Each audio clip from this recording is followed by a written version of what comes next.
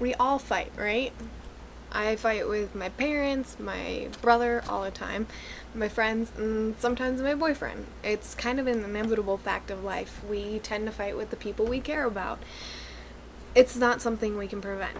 But what we can prevent is fighting too often or fighting in the wrong way.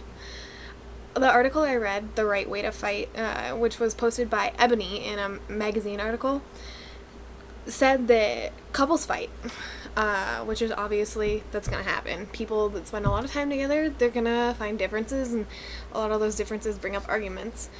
But we need to find a positive way to fight, not a positive way, but a good way to fight that isn't going to end the relationship or make the relationship suffer in any way. I know that a lot of the time people can be hurt by what others say in an argument, and I think that's what this article kind of goes out to prevent. So it actually gives 12 different pieces of advice to sort of angle us away from fighting that's going to make the relationship suffer. This article is mainly pertaining to couples, but I mean you can apply some of these to relationship with your parents or relationships with your friends and such. So the first piece of advice that the article gives says that we should always talk out of our issues, which we all know that that's how everything should go. I mean, if there's a problem, talk it out. Don't wait to talk it out, because you know that's always going to prevent you from talking through it, you know. Talk out that problem and get to the root of it, you know. The second thing the article points out that we should do is allow for some space. I know a lot of the time when I get enough fight with my boyfriend, he says, I just thought you needed some space. If I give you some time, you calm down. Totally usually the case. Once I leave, I have time to think about me and calm down and get over the situation and not be so upset. But a lot of the times I don't want the space, but really space helps to make it so that the relationship won't suffer. The third piece of advice from the article talks about how we should pick the problems we have. A lot of the time we like to pick out little things to fight about. I know sometimes I nitpick at stupid little situations, which if you're nitpicking, that's going to cause a fight over nothing. I mean, do you want to fight about the things that don't really matter, or do you want to talk about the things that really do matter, like things that are going to impact your life? Those are what you should be talking about. The problems that are actually pertinent to your relationship and to your growth in you. The fourth little bit of advice they give is that we should limit how much we talk and allow ourselves time to listen. I know that a lot of the time this is a problem for people. I like to talk a lot, so one thing I need to learn is that I gotta back up and listen to the other person. The article suggests the 50-50 rule, so they talk half the time, you talk half the time. That way each person gets to say what they want. You get out your spiel, they get out theirs. And in turn, you're hearing what they have to say and they're hearing what you have to say. It's going to make more open communication in the relationship fully. The fifth thing is that we should stay on topic. You know, a lot of the time we like to veer off of what the subject really is. Why are you fighting in the first place? If you're arguing because you got a problem at work or something, you need to focus on what the argument is actually about. Don't go off and be like, well, and this time you did this, and this time you did this. Focus on what's at hand, because going off on different topics is just going to make the argument last longer and get you into worse situations. The next thing, sixth piece of advice, is that we need to stay away from blame. I know a lot of the times that's what we like to do. We like to blame the other person and say, it's your fault. That actually leads back to something we learned in the text about the I messages and stuff. Use your I messages instead of your you messages. Don't place the blame on the other person. Say what you're upset about with, and maybe try and nicely critique what has happened or something. Don't be blaming them, because blaming is just going to upset them as much as you're already upset. If we blame, it's going to make the situation even harder. The seventh point the article makes is that we should continue to keep eye contact. Eye contact is always a good way to communicate. Don't stare them down, because glaring, constant contact gets a little creepy, or it looks like you're mad.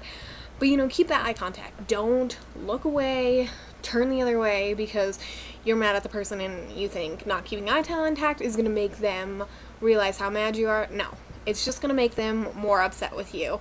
We want to turn away in the middle of a fight. It's a reaction, it's an instinct, but we shouldn't be turning away. We need to keep contact, not just eye contact, but touching, hold your hand, just so they know that the relationship is still okay and that you still care about them. The next point is that we shouldn't break the commitment. A lot of the times we like to threaten people by saying, if you keep this up, I'm going to break up with you or something. That kind of thing. I'm going to go divorce you.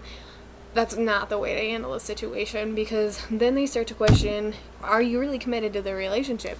And if they're questioning that, are they really going to want to stay in the relationship? Are they going to want to even continue at this fight because they just know that you don't trust them in the end? They can't trust you.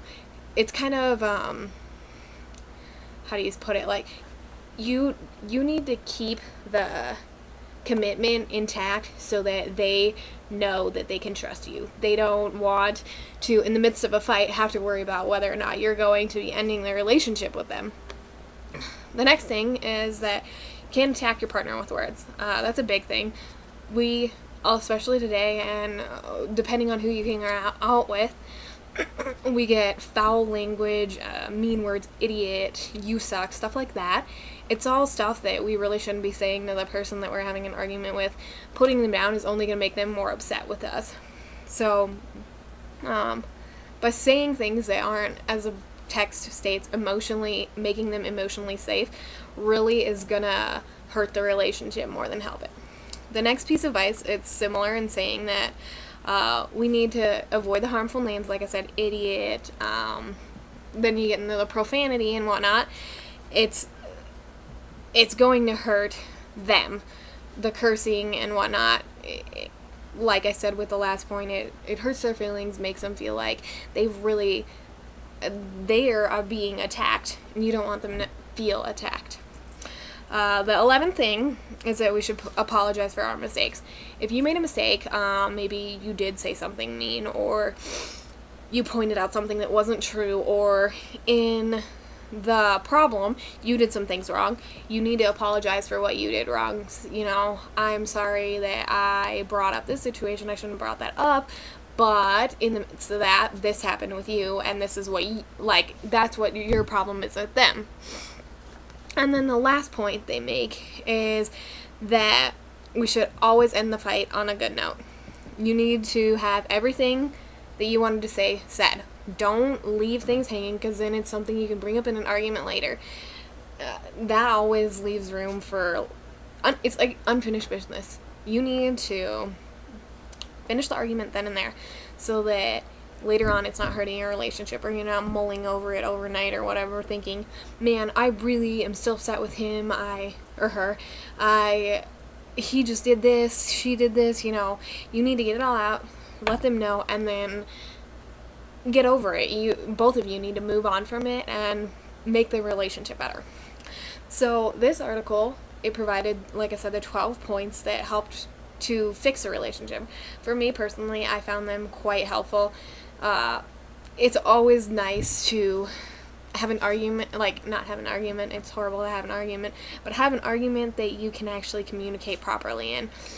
I know so many arguments go in the wrong direction. People end up arguing about something they didn't even mean to talk about in the beginning, or a lot of hurtful things are said, or they end up breaking up in the end because what they needed to have said wasn't said. So, I think this article really helped in deciding what we should say and how we should say it, how we should go about talking about what our problem is. So, this is a good piece of advice for people who are struggling to argue in their relationship properly.